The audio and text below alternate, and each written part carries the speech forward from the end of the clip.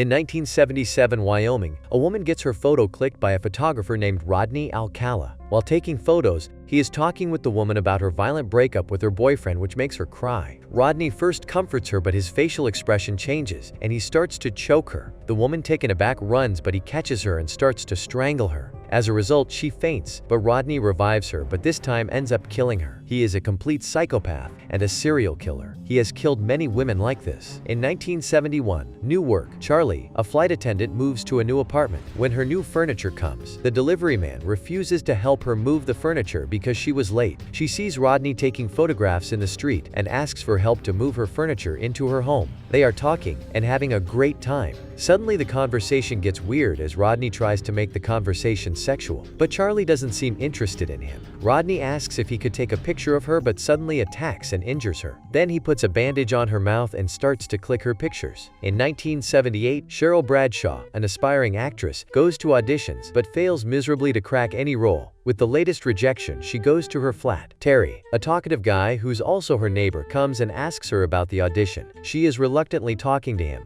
when her agent Helen calls and says that she should go to a dating show, as this might help her to get exposure to a wider audience. Cheryl watches the show and feels that it is beneath her. She feels unsure about it and goes to a bar with Terry. Terry says that she should do it as many great actresses get their break like that. Terry makes a move, but Cheryl is not interested and rejects him. But soon she feels bad for Terry and tries to heal his wound. The next morning, Cheryl wakes up with regrets as she has slept with Terry. She somehow gets ready and goes to the studio of the dating show. She meets with a woman named Lisa who explains everything and takes her to the makeup room. The makeup artist is gossiping about the guys on the show and says they are all kind of stupid. The showrunner Ed comes and starts to talk to Cheryl. He tells her she doesn't need to act smart, just go out there, read questions from the cards, look pretty, and smile. As the show is about to start, audience starts to pour in. The show starts, and Ed gives an introduction. Lisa takes Cheryl to the studio and tells her to just enjoy the moment. Cheryl is now in front of the camera and is getting an introduction from Ed. The bachelors start to come and introduce themselves. The first one is a nervous guy, the second one is a Casanova type, and the third one is none other than the psychopath killer Rodney.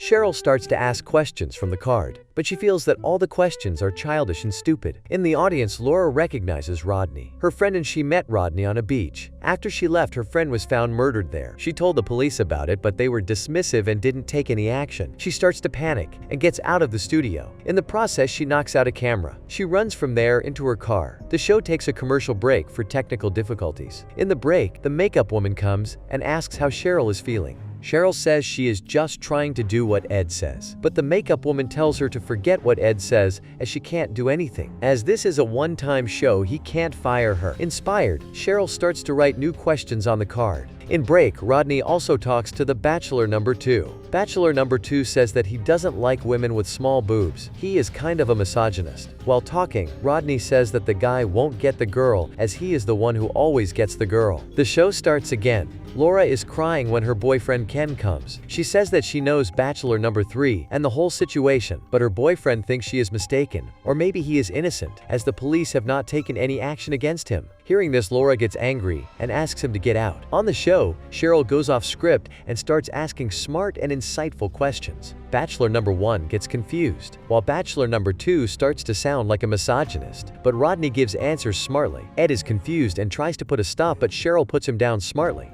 As the show goes on, the audience and Cheryl start to like Rodney's answer more than the other candidates. Meanwhile, Laura goes to the security desk in the studio and tells the officer in charge of everything. She requests to meet with any producers on the show. The security officer takes her to a room and asks her to wait for George Elliott, a producer of the show, to meet her shortly, and leaves. As she waits, no one comes apart from the janitor. She asks him when George, the producer, will come, but the janitor says that he is George and he is no producer. He asks if the security guards put her up to this and if he can do anything to help her, but Laura starts to cry and leaves the place. The show is going very well. When Cheryl asks Rodney what the other contestants were talking about while they were on a break, he tells her about the bachelor number 2's remarks about her boobs. The show goes for another break. In the break, Cheryl asks the makeup woman who she should choose. She tells her it doesn't matter who she chooses because they all end up hurting. Bachelor number 2 is angry with Rodney because he exposed their conversation. He asks Rodney to meet him after the show, but Rodney says they should exchange their address to meet to resolve their dispute.